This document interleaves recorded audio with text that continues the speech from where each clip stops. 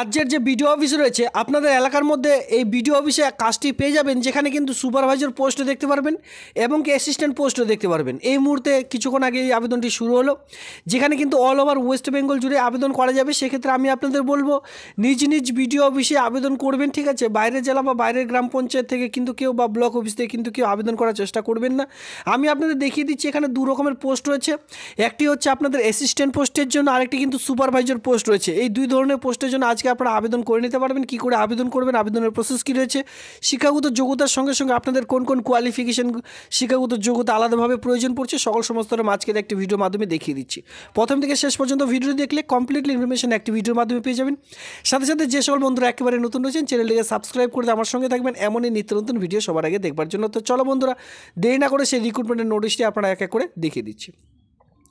নোটিশটি সরাসরি ডাউনলোড করবার জন্য www.gov.in এর যে অফিসিয়ালি সাইট হচ্ছে এই সাইট থেকে কিন্তু ডাউনলোড করতে পারবেন। 3 ডট লাইনে এসে কেরিয়ার সেকশনে গেলে আপনারা রিক্রুটমেন্টের নোটিশটি ডাউনলোড করতে পারবেন। অথবা যদি আপনারা কেউ চান যে আপনারা সরাসরি ডাউনলোড করবেন, সেক্ষেত্রে আপনারা চাইলে টেলিগ্রাম গ্রুপে যুক্ত হতে পারেন। সেখানে কিন্তু আমি প্রত্যেকটি ভিডিওর লিঙ্ক কিন্তু প্রোভাইড করে থাকি বা শেয়ার করে থাকি, তো সেখান থেকেও কিন্তু ডাউনলোড করতে পারবেন। তো চলো সরাসরি সেই বিডিও অফিসে যে রিক্রুটমেন্টের নোটিশটি রয়েছে সেই নোটিশটির মধ্যে যাওয়া যাক। তো দেখুন, আজকের যে আবেদনটি রয়েছে এটি কিন্তু পুরোপুরি করতে হচ্ছে অফলাইনের মাধ্যমে। তো সেক্ষেত্রে এই ফর্মটিকে জাস্ট আপনাদের কষ্ট করে একটু প্রিন্ট আউট করিয়ে নিতে হবে, এরপরে বাকিটা আপনারা নিজেরাই পারবেন। ফার্স্ট অফ অল আপনাদের এখানে দেখুন কিছু এখানে আপনাদের উল্লেখযোগ্য পয়েন্ট রয়েছে, যে সকল মিস করলে আপনার এই ফর্মটি একেবারে রিজেক্ট হয়ে যাবে। Name of the candidate in block letter, এখানে আপনার নাম বসাতে হবে ব্লক লেটারে, যেটা মাধ্যমিক পাশের যে অ্যাডমিট কার্ড সেটা দেখে দেখে কিন্তু বসাবেন। পরবর্তীতে দেখতে পারবেন নেম অফ দ্য ফাদার্স অথবা হাজব্যান্ড, যেহেতু এখানে আপনারা মেল ফিমেল সকলে আবেদন করতে পারবেন, সে অনুযায়ী আপনারা যদি বিবাহিত ফিমেলটা হয়ে থাকেন বিশেষ করে আপনারা স্বামী নামও বসাতে পারেন, অথবা যেহেতু মাধ্যমিকের অ্যাডমিট কার্ডে ফাদার্স নাম থাকে সেক্ষেত্রে ফাদার্স নামটিও বসাতে পারবেন। এরপরে দেখতে পাচ্ছেন ডেট অফ বার্থ, এই ডেট অফ বার্থ কিন্তু আপনারা এক এক করে বসিয়ে দিলেন। এরপরে দেখতে পাবেন এজ এস অন 1/1/2025 অনুযায়ী টোটাল বয়স কত সেটা এখানে ক্যালকুলেট করে বসাতে বলা হয়েছে।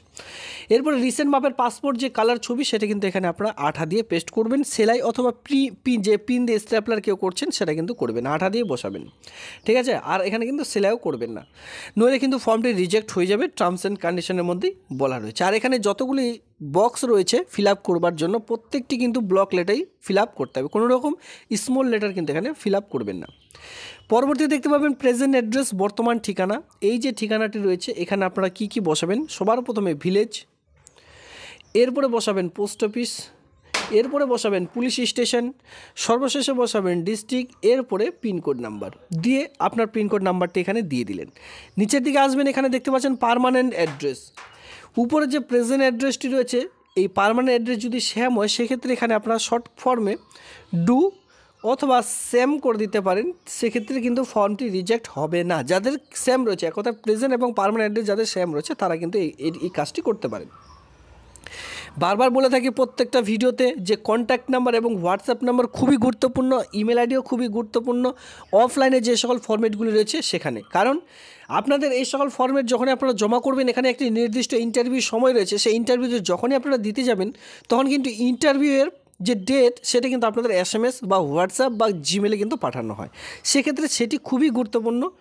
পরিষ্কারভাবে কিন্তু বসানোর চেষ্টা করবেন। এই কন্ট্যাক্ট নাম্বার এবং হোয়াটসঅ্যাপ নাম্বার সেম হলে সেই নাম্বারটি পুনরায় এখানে আরেকবার লিখবেন, সেম অথবা ডু কিন্তু এখানে লিখবেন না। এরপরে নিচের দিকে দেখতে পাবেন ইমেল আইডি, যেটা আমি আপনাদের বলেছিলাম পরিষ্কারভাবে ইমেল আইডিটি লিখবার চেষ্টা করবেন, কারণ ইমেল আইডির মাধ্যমেও তারা যে ইন্টারভিউ ডেট সেটা পাঠাতে পারে হোয়াটসঅ্যাপের মাধ্যমে, অথবা কন্ট্যাক্টে আপনাদের SMS-এর মাধ্যমে কিন্তু পাঠাতে পারে। এই যে কোনো একভাবে কিন্তু আপনারা এখানে আপনাদের পাঠিয়ে দেবে যে ইন্টারভিউ কটার সময় কী কী ডকুমেন্টস সঙ্গে নিয়ে আসতে হবে, সকল সমস্ত রকম টার্মস অ্যান্ড কন্ডিশন আপনাদের জানিয়ে দেওয়া হবে।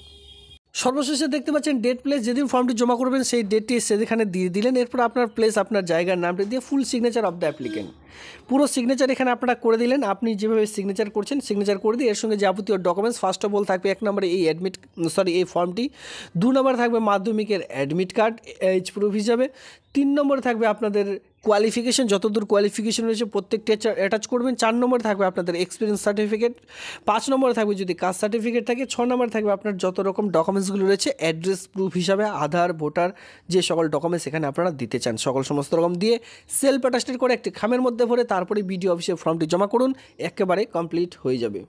দেখুন এখানে যেহেতু দুই ধরনের পোস্ট রয়েছে, সেক্ষেত্রে দু ধরনের কিন্তু ফর্ম দেখতে পারবেন। যারা অ্যাসিস্ট্যান্ট পোস্টের জন্য আবেদন করবেন তারা উপরে যে ফর্মটি দেখিয়ে দিলাম সেই ফর্মটি ফিল আপ করবেন। যারা সুপারভাইজারের জন্য কাজ করবেন, বিশেষ করে এই নিচে এই যে ফর্মটি দেখিয়ে দিচ্ছি অন স্ক্রিনে যে ফর্মটি আপনারা দেখতে পাচ্ছেন, এই ফর্মটিকে ফিল আপ করবেন। ঠিক আছে, এখানে কিন্তু বলে দেওয়া রয়েছে, তো সেই অনুযায়ী আপনারা যে পোস্টের জন্য আবেদন করবেন সেই অনুযায়ী আপনারা কিন্তু ফর্মটি প্রিন্ট করে তারপরে ফর্মটি জমা করবেন। অন স্ক্রিনে দেখতে পাচ্ছেন এখানে কী বলা আছে, the last date submission of application. এই আবেদনটির লাস্ট ডেট কী রয়েছে, 25/4/2025 তারিখ পর্যন্ত যে আবেদন সেটা কিন্তু করতে পারবেন। 25/4/2025 তারিখ ঠিক 2টা পর্যন্ত যে আবেদন সেটা কিন্তু করা যাবে। এখানে মজার বিষয় হলো কি, এখানে আপনারা আবেদন করতে পারবেন সোম থেকে শুক্রবার। ঠিক আছে, সোম থেকে শুক্রবারের মধ্যে আবেদন করা যাবে।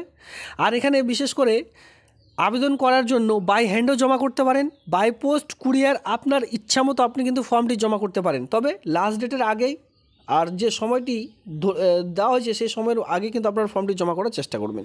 যেমন 25/4/2025 তারিখে ঠিক 2টোর মধ্যে যদি আপনার ফর্মটি যে কোনোভাবে পৌঁছে দিচ্ছেন সেই অফিসে, তাহলে কিন্তু আপনাদের আবেদনটি একেবারে কমপ্লিট হয়ে যাবে। দেখুন এখানে বলে দেওয়া রয়েছে যে হলিডে এবং ছুটির দিন এবং কি সোমবার থেকে শুক্রবারের মধ্যে আপনার ফর্মটি জমা করবেন।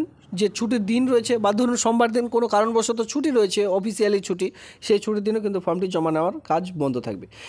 ইট ইজ মে সেন্ড ও থ্রো, দেখুন পোস্ট, বাই পোস্টও পাঠাতে পারেন, কুরিয়ার করেও পাঠাতে পারেন, অথবা বাই হ্যান্ডের মাধ্যমে কিন্তু পাঠাতে পারেন। এখানে অলরেডি ঠিকানা দেওয়া রয়েছে, এখানে আপনারা অন স্ক্রিনে দেখতে পাচ্ছেন ঠিকানাটা অলরেডি দেওয়া রয়েছে। এই ঠিকানায় পাঠিয়ে দিলে আবেদনটি একেবারে কমপ্লিট হয়ে যাবে। আপনারা আপনাদের সুবিধা মতো যে কোনো একটিভাবে ফর্মটি জমা করে দেবেন।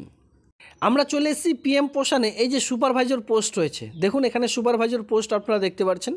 এই সুপারভাইজার পোস্টে আবেদন করার জন্য আপনাদের কোন কোন ক্রাইটেরিয়াগুলি লাগবে এক এক করে দেখিয়ে দিচ্ছি। তার আগে এখানে বলা আছে, যখন আপনারা আবেদন করবেন, আবেদন করার সময় যে ইনভলভটি আপনারা ইনভলভের মধ্যে অবশ্যই জমা করতে হবে, সেই ইনভলভের উপরে আপনাদের যে কথাটি লিখতে হবে নিচের দিকে দেওয়া আছে, name of the candidate. Name of the candidate, সবার প্রথমে ক্যান্ডিডেটের নাম এবং and the name of the applied for, আপনি যে পোস্টের জন্য আবেদন করছেন, দ্য ফ্যাক্সির format, the application attach here with. এখানে এই কথাটিকে আবার কেউ ভুল করে লিখবেন না, এখানে জাস্ট বলা আছে যে ফ্যাক্সিস ফরম্যাটটির মধ্যে আপনাদের অ্যাটাচ করতে হবে, এখানে সেটাই বলা আছে। কিন্তু আপনাদের খামের উপরে লিখবেন সবার প্রথমে নেম অফ দ্য ক্যান্ডিডেটের নাম, মানে আপনার নাম, এবং অ্যান্ড দিয়ে আপনাদের যেটা লিখতে হবে নেম অফ দ্য পোস্ট, আপনি যে পোস্টের জন্য আবেদন করবেন সে পোস্টের নাম। দেখুন এখানে সুপারভাইজার পোস্টের জন্য যে বেতনটি আপনাদের প্রোভাইড করা হচ্ছে সেটি কিন্তু 10,000 টাকা পার মান্থ। আপনাদের কিন্তু 10,000 টাকা করে যে বেতন সেটা কিন্তু এখানে প্রোভাইড করা হচ্ছে। আর যেটা বললাম এখানে আপনাদের যে ফর্মটি সেটা কিন্তু অ্যাটাচ করতে হবে, এখানে সেটাই বলেছে। আর এর সঙ্গে কয়েকটি ডকুমেন্টস আপনারা সেলফ অ্যাটাস্টেড করে তারপরে ফর্মটি জমা করবেন। এবার ফর্মটির সঙ্গে আপনারা অযথা অনেকে ফর্ম ডকুমেন্টস জমা করছেন। দেখুন এখানে ডকুমেন্টস টু বি সাবমিটেড, যে সকল ডকুমেন্টস ফর্মটির সঙ্গে অ্যাটাচ করবেন এর বাইরে কোনো ডকুমেন্টস অ্যাটাচ করার প্রয়োজন নেই। এখানে কিন্তু সেই সকল ডকুমেন্টসের কথা উল্লেখ করা আছে। দেখুন 1 থেকে 5খানা ডকুমেন্টসের কথা এখানে কিন্তু উল্লেখ করা রয়েছে।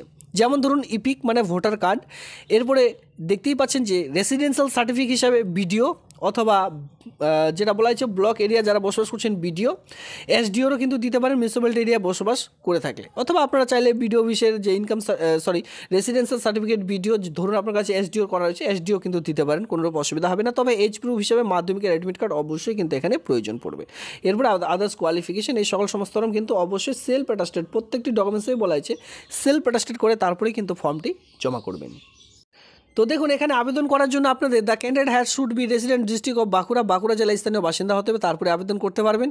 এর সঙ্গে 63 ইয়ার্সের মধ্যে আপনাদের যে বয়স সেটা কিন্তু হতে হবে। আর ভিডিওর শুরুতে আমি বলেছিলাম যে বাইরের জেলা থেকে কিন্তু কেউ আবেদন করবেন না, আমি ভিডিওর শুরুতে কিন্তু বলে দিয়েছি। আর এখানে কিন্তু আবেদন করাও যাবে না। 63-র মধ্যে আপনাদের বয়স হতে হবে, অবশ্যই আপনাদের রিটায়ার পার্সন হতে হবে। যদি আপনারা এর আগে চাকরি করতেন, এখন রিটায়ার প্রাপ্ত হয়ে বাড়িতে বসে রয়েছেন, 63 ইয়ার্সের মধ্যে বয়স রয়েছে, তাহলে কিন্তু আবেদনটি করা যাবে। পরবর্তীতে দেখতে পাবেন অ্যাসিস্ট্যান্ট অ্যাকাউন্ট পোস্ট রয়েছে। অ্যাসিস্ট্যান্ট অ্যাকাউন্ট এটাও পিএম পোশানে। এখানে যে বেতনটি পাবেন সেটি কিন্তু দেখতেই পাচ্ছেন যে 11,000 টাকা পার মান্থ স্যালারি আপনাদের দেওয়া হবে, প্রদান করা হবে। এখানেও কিন্তু সেই সেম 63 ইয়ার্সের মধ্যে আপনাদের বয়স থাকতে বলা হয়েছে, আর সেই ডিস্ট্রিক্টের স্থানীয় বাসিন্দা হতে হবে। এক্সপিরিয়েন্স অবশ্যই আপনাদের প্রয়োজন পড়ছে। এখানে গ্রুপ সি লেভেলে যদি আপনারা এর আগে কাজ করে থাকেন তাহলে কিন্তু খুবই ভালো হয়। আর এখন রিটায়ার প্রাপ্ত হয়ে বাড়িতে বসে রয়েছেন, 63 ইয়ার্সের মধ্যে যদি বয়স হয়ে থাকে আবেদনটি করতে পারবেন। এখানে অবশ্যই আপনাদের কম্পিউটারের নলেজ কিন্তু লাগবে, ঠিক আছে। কম্পিউটার শিক্ষাগত যোগ্যতার সঙ্গে সঙ্গে এখানে আপনাদের কম্পিউটার যে যোগ্যতা সেটা কিন্তু লাগবে। যারা কম্পিউটারের কাজ জানেন না তারা কিন্তু এই পোস্টের জন্য আবেদন করতে পারবেন না। তো বন্ধুরা এই হচ্ছে আজকের ভিডিওটি ভালো লাগলে অবশ্যই লাইক করবেন। এমন নিত্য নতুন ভিডিও সবার আগে দেখবার জন্য চ্যানেলটিকে সাবস্ক্রাইব করে দিয়ে সঙ্গে থাকবেন। ধন্যবাদ।